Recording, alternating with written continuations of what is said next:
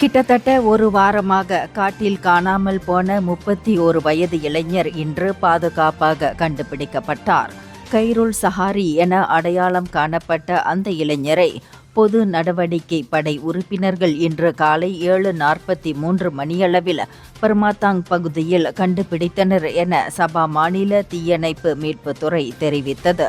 October 15 அன்று கைருலின் உறவினர் ஒருவரால் புகார் அளிக்கப்பட்டதைத் தொடர்ந்து தேடுதல் மற்றும் மீட்பு நடவடிக்கை தொடங்கப்பட்டது.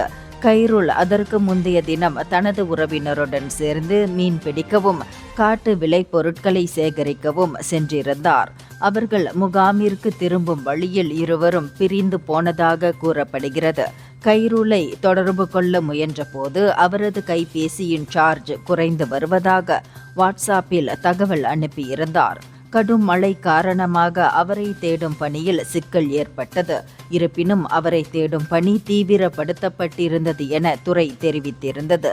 இந்த நடவடிக்கையில் மாவட்ட தீயணைப்பு மீட்புத்துறை, காவல்துறை, குடிமை பாதுகாப்பு படை, சமூக ரேஞ்சர்கள், ட்ரோன் குழு மற்றும் சுமார் 90 கிராமவாசிகள் இணைந்து பங்கேற்றனர். இந்தியர்களின் இதய குரல் மக்களோசை.